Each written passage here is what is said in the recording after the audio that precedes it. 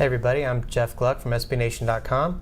Welcome to AmpUpThe88.com, which is where Junior Nation comes to amp up before the race every week. So we're happy to have you guys back. We've been doing these chats every week, and obviously we have a very special guest this week, Rick Hendrick. Before we get started, just want to remind you a couple things.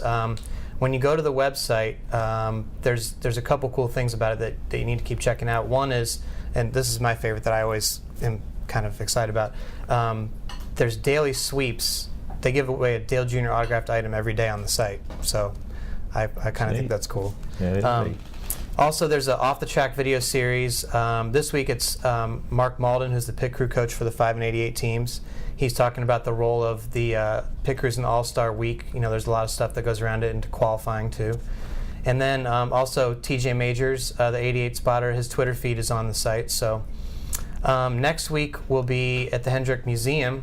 There's going to be a tweet up there where I'll be, and it's going to be at 5:15 on Wednesday.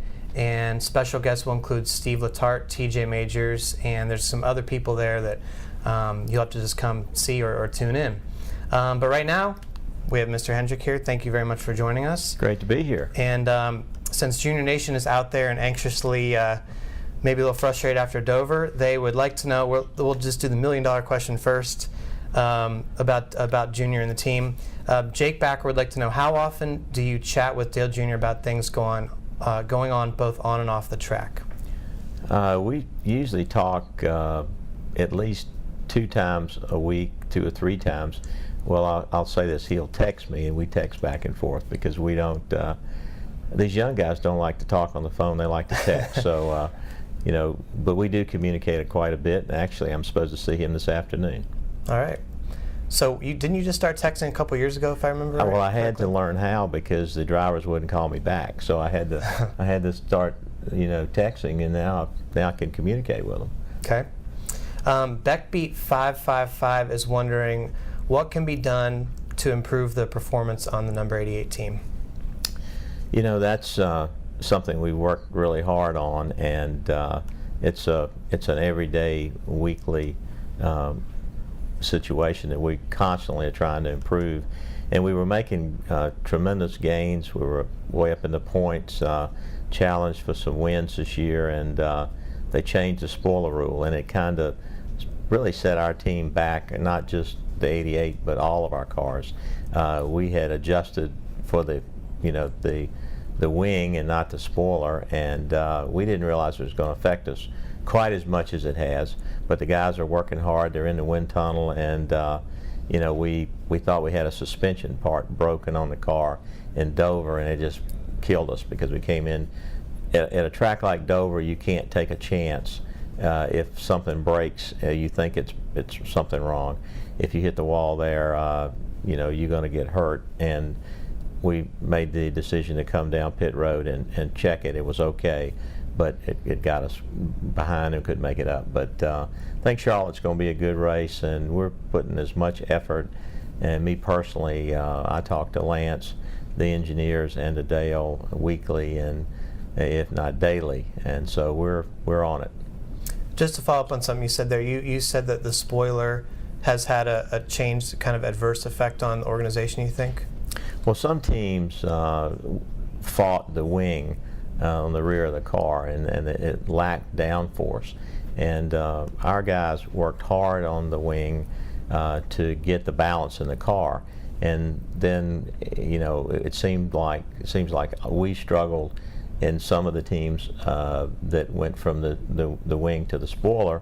They've had, you know, it's helped their cars, and it all depends on how the balance is, you know, how you set the car up, and really when you think about the aerodynamics of the car, there's also mechanical grip that you do with the suspension. So you have to get both working together, and you know, we have felt like we were ahead of the game, and now we've got to make sure that we work hard to pick it back up to where we were. So we're, you know, it's always something. You always can improve, but it's just there are a lot of hard-working people here that are working together, and I think we'll get it sorted out. Kind of along those lines, Dale Jr. Fan 50 is asking, when do you make the call as an owner to step in and make changes for the 88 team, I guess, if things aren't going right? Well, it depends on the driver and the crew chief and the people in the team. The chemistry there is critical, and if the driver and the crew chief were to lose confidence in each other, then you've got to do something, and we've done that. We stepped up and made that change.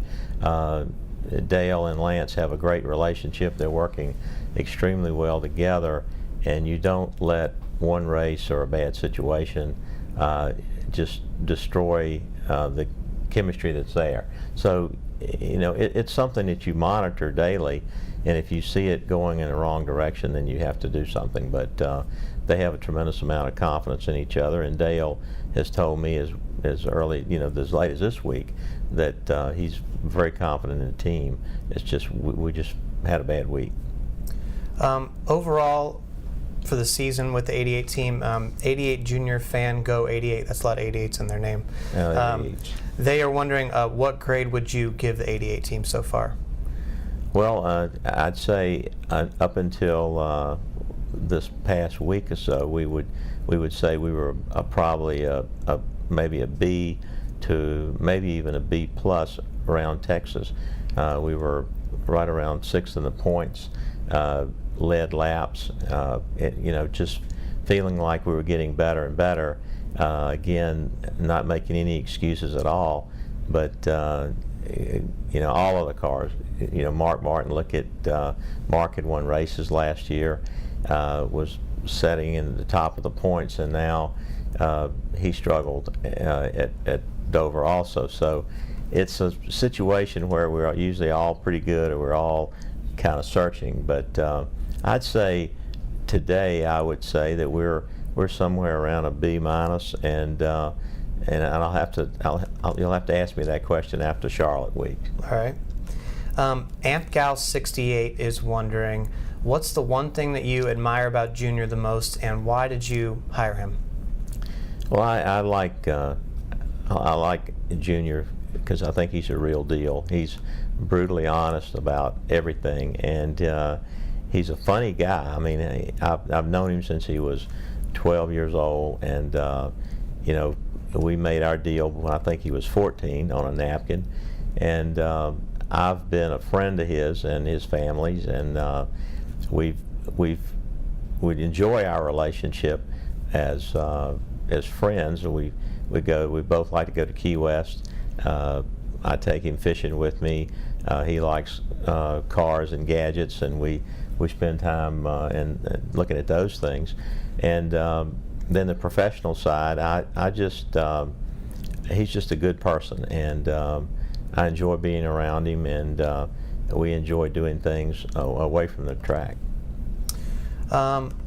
Speaking of Junior, and we're in the 588 shop right now upstairs, and there's going to be somebody coming in a couple years. Casey Kane's going to be arriving here. Mm-hmm. Gibbs Laura B is wondering, how do you think Casey Kane's arrival at HMS will affect Junior and the 88 team? Well, chemistry between the drivers is, critical. Casey was a guy that Junior heavily endorsed. He said, in all my years of racing with Casey, never had a problem. I like him a lot. And so, I think Casey's talent and especially the way they like each other and get along, he'll be a great teammate for Junior. And that's important to me. I mean, we've got to have people inside the company that like each other and want to work together. And so I think it's a perfect fit for Junior. Okay. This is kind of a question, maybe if you haven't been to Hendrick Motorsports before, you're kind of wondering this. Dallas Junebug is wondering, she says, Mr. H, why are there two different shops? Why not have all four teams at the same place? Can you explain maybe why that is that way? Well, when you say all four teams in the same place, all the cars are built in the same shop. The chassis and the bodies are hung in one big R&D facility, and all the engines are built in one facility.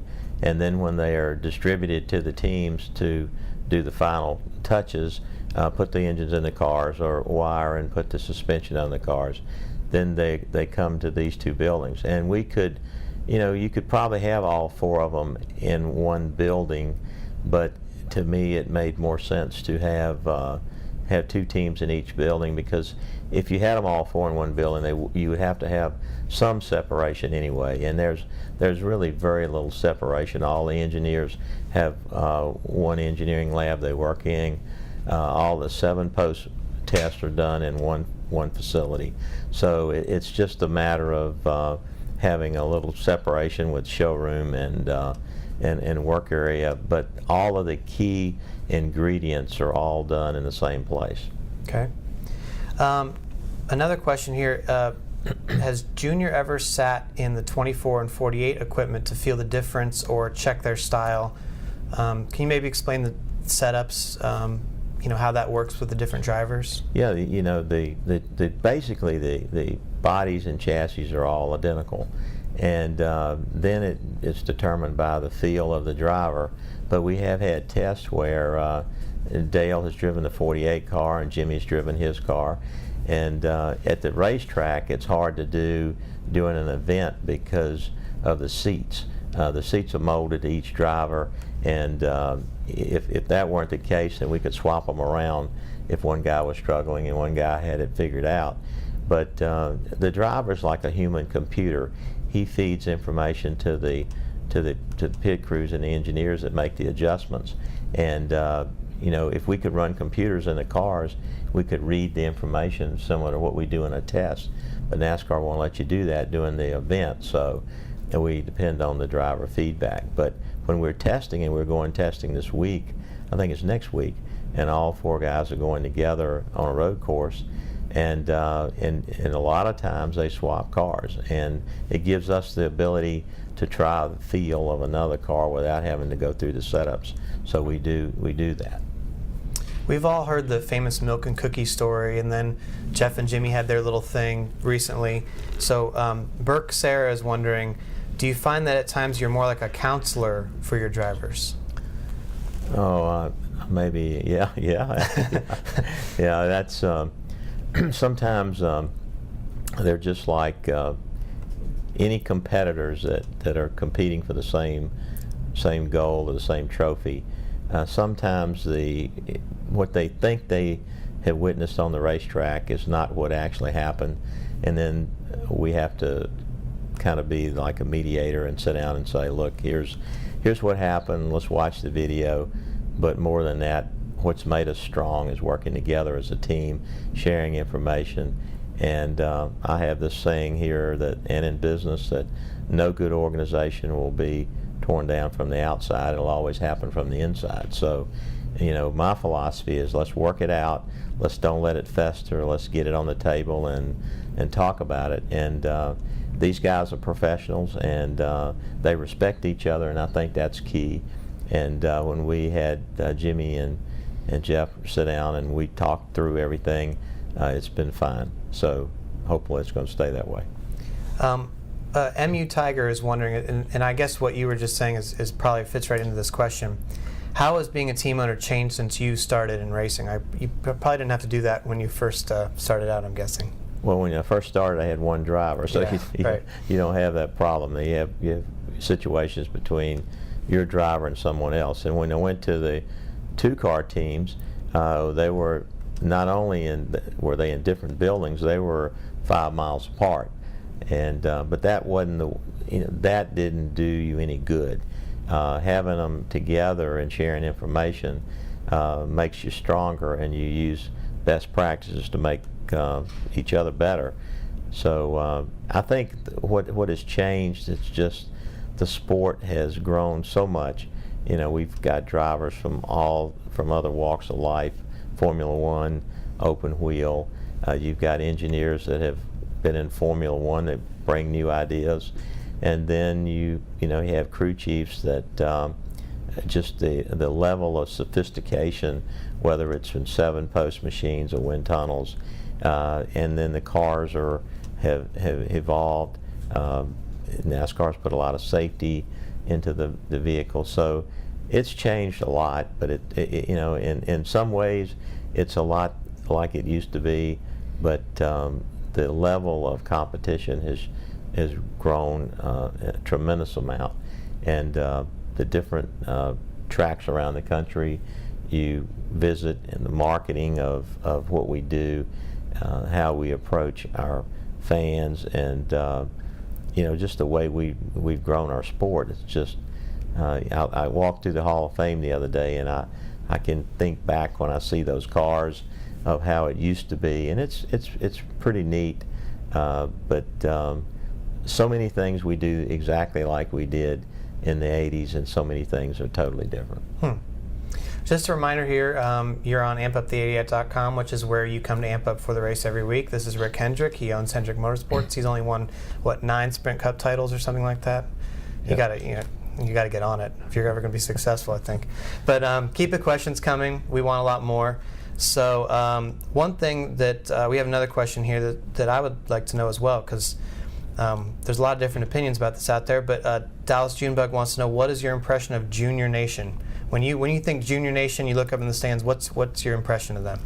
I'd say they're the most loyal fans, and it's really neat to see him take the lead at a racetrack, and watch all the fans respond.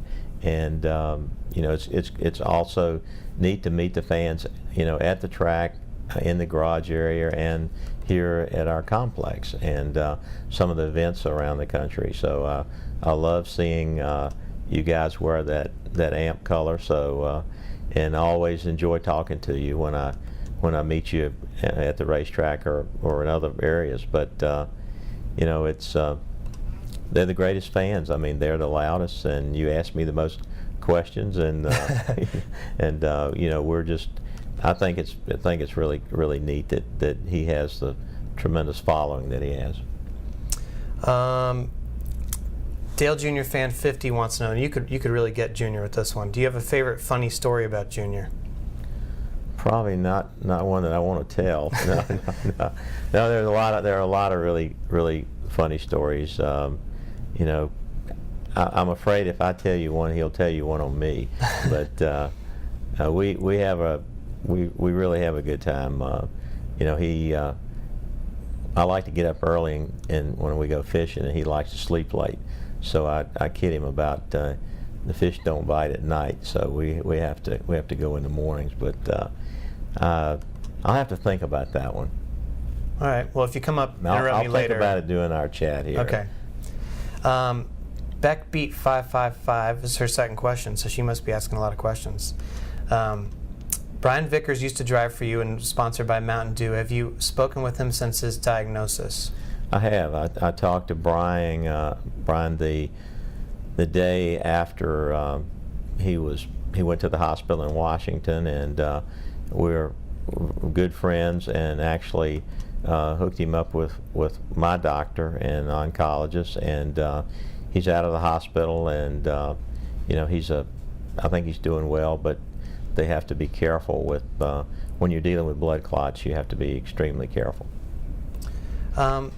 Do you ask your drivers' opinions before adding a new driver to HMS? I think you referenced Casey Kane, how you went to the drivers. Can you talk about that process? I mean, have you always done that? Yeah, you really do, because if you, again, the strength of our organization is teamwork, and the way the guys work together. And if you've got an individual that doesn't fit, that they don't want to communicate with, or they don't like, then it's not going to work. You're not going to, if you help that team but you hurt the other three, it doesn't make any sense to do it. So, and it was a unanimous decision with Junior, Jeff, and Jimmy that Casey would be just a perfect fit for our organization.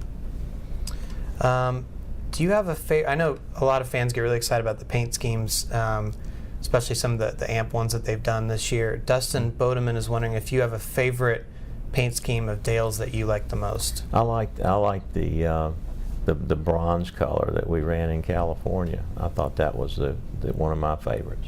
All right. I thought the color was really pretty, and at night it really shows up well. By the way, I'd be remiss if I didn't ask you if you have a favorite AMP flavor as well, because every guest has chimed in on that too. Well, so. I drink the sugar-free. Oh, okay. Okay. I have gotten. I need it to cranked in the morning. Gotcha. But by the way, Burke Sarah is wondering, this plays into that, how important do you think physical fitness is to overall performance? And I guess she's probably talking about your drivers, not your performance. She's probably talking about me because I'm a little chunky, but that's why I drink sugar-free. Okay. No, I think it's very important because I think from a standpoint of physical conditioning and also mental strength, focus, it's important, and all of our guys work on that.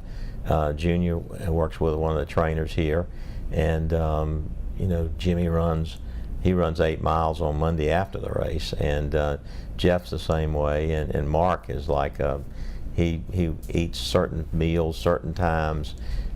He's like I can't believe how that guy goes after it, but it's very important, and I know in my case they get on me a lot, and I've lost about 20 pounds, and Mark claims it's not enough, but I feel better, and I'm more focused, and I'm mentally sharper, I think, when I'm in the best physical condition. So it's important. You mentioned the Hall of Fame earlier, walking through it. I know you were a big part in the Hall of Fame in general. Bear 161 is wondering if you'll be at the induction on Sunday, and will you be playing any part in that? I will. I've been asked to induct Bill France Jr., which is a terrific honor for me, and I'm a little nervous about it because I feel like he's made such a tremendous contribution to our sport, and I want to do it. I want to do a good job for the family. So I'll be at the dinner Thursday night, and I was at the opening because I was the honorary chairman of the effort to bring it to Charlotte, and it's a great facility. It's beautiful, second to none. It's just they didn't cut any corners. So many conventions now are going to be in Charlotte, and they'll be able to visit the hall, and the memorabilia is unbelievable. And when you walk in, you see the cars from yesterday, and then all the different banks, the levels of the grades on each track.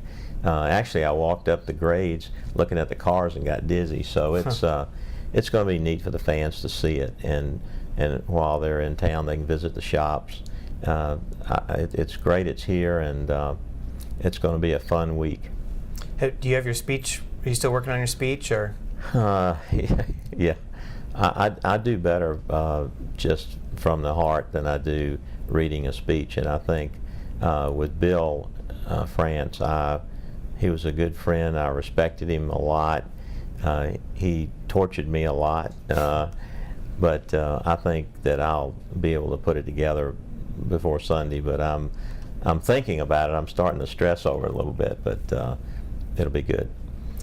Speech won't be good, but I'll be ready. That's good. The event will be good. Speaking of the Hall of Fame, you've had a Hall of Fame career and a lot of highlights. This could be a really tough question, but Hunt7 wants to know, what has been the highlight of your career to date? Well, there's so many things. You look back and you think about when you won Daytona or some of the big races or your first championship. But I think the one that will go down in history with me will be my son Ricky winning the inaugural race at Kansas in the Truck Series, and he was the youngest driver and won the inaugural race there. So that was a very proud moment for me and my wife, and that one will probably be the one that will mean the most for me. Another question here: what is your favorite pastime away from racing? I love cars. I love. I've got a collection of Corvettes and Camaros, and I love to drive some of my vintage cars, and I love to fish. So I love to be on the water. If I'm on the water, it's just an extremely relaxing period for me. So if I can drive a Corvette to the boat, I've had a great day. Cool. I wouldn't mind that either, I don't think. RJ Villa Gomez wants to know, what did you think about the cap on the number of cars a team could field? What do you think about it now? Well, I'm happy that they did it because I'd probably have 6 or 8 teams by now. No, I think it's good. I'd like to have a year where I could have 5, but no, it's probably best for the sport, and so I'm good with it. What are you going to do about that? Any update for everybody? Yeah. I'm surprised you didn't ask me that by now. But I haven't seen it on my screen yet. I don't know what's going on. And I promise you, I haven't made up. I don't know yet. So we're still looking at different options. Dale Jr. Fan 50 is wondering, who is someone that you are inspired by? Wow. I guess if you're looking at a role model or someone that you always looked up to, was my dad. He worked really hard. He was extremely good with people, and I learned a lot from him about life and the way you're supposed to treat other folks. And I'd say that he inspired me because I watched him work as hard as anyone I've ever seen work on a farm, and just always gave back and did so much for my brother and I, and so I'd say that if I look back through my career and look at who had the most influence on my life, it would be my mom and dad. We only have about 7 more minutes or so keep questions coming. We need some good ones so we can finish with the bang. Make them obviously. Easy though. He wants some easy ones, so if anybody has any easy ones out there. Softball. Here's one. Corbin S 2000 is actually wondering, and I actually don't know the answer to this. How can you get the H hat? Can you buy those, or is that just within the team only? No, well we don't sell those, but if they'll write to me at Hendrick Motorsports, and what were their number? Corbin S 2000. Okay. Are you hearing this? Corbin S 2000. Okay, Corbin S 2000. Okay. Send me that information. I'll send you one of those hats. I think you're getting a lot of people writing it as Corbin. How do I know which one is which? Yeah, I don't know. Where are they from? Do the honor system, people. Okay. Do the honor system. Let's see. I'm honored that somebody wants that hat. Okay. All right. Fair enough. Burke Sarah wants to know, what is your favorite track? Do you have a favorite track? My favorite track is Richmond. I like Richmond. It's 2-wide racing, 9 or 10 deep. It's always a Saturday night. I love Saturday night racing. It's very competitive. You never know who's going to win to the end, and I just think it's a track that you can get a lot of people at and around it, but you can see around the track, and it's just competition-wise, 2-wide racing. That's my favorite. Beckbeat 555 is wondering. She says, you're under a lot of pressure managing 4 teams under the microscope. What do you do to relax? Really, the way that I can just get away from it all is get on a boat and go fishing. And there's something about the air and the water. It just gives me an opportunity to forget all of the problems and all of the things decisions and the pressures. I just don't get to do it enough. Along those same lines, I guess we talked about the good part first, but the bad part, MU Tiger wants to know, what is the most difficult part of your job as a car owner and leader in the sport? When we have a race like Dover. Yeah.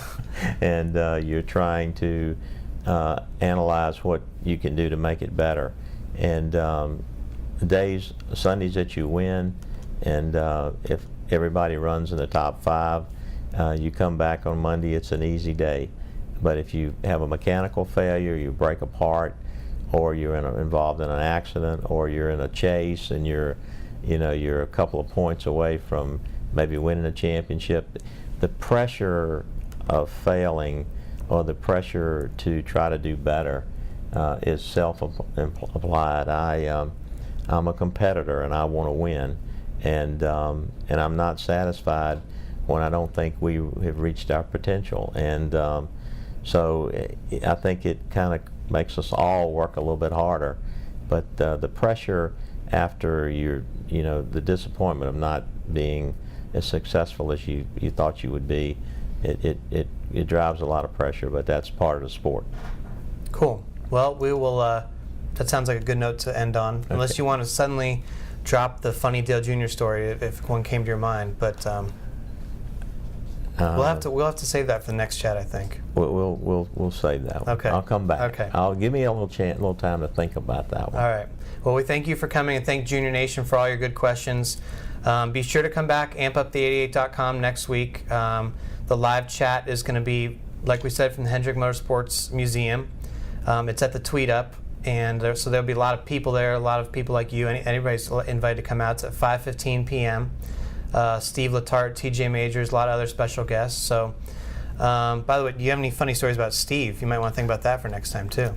Well, I do have. I probably could put this on one of the websites, but back to Junior, when one of the first meetings we went to, he put his shirt tail in, and I took a picture of him, and I've been holding him hostage, and I was going to post that picture with him all neat and tidy with his shirt tail in. So maybe we can do that. But and Steve Letarte, he talks like a machine gun. I mean, he's so fast. He's really a neat guy, and he's lost a ton of weight. And but great guy. He's a funny guy. His stories that he tells are hilarious. So just get him to tell you some funny stories. He's got a lot of stories on Gordon and Junior and all of them. Cool. All right, so mental note, guys. We need those kind of questions next week. Anyway, that's a wrap. So thanks for joining us on ampupthe88.com. I made it through the whole time saying that until the last line. Can you believe that? Anyway, it's where you come to amp up for the race every week. So we'll see you next week. Thanks a lot.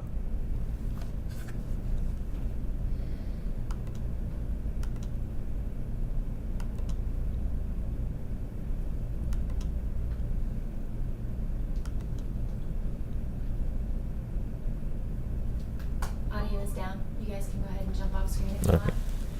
Yeah. All right.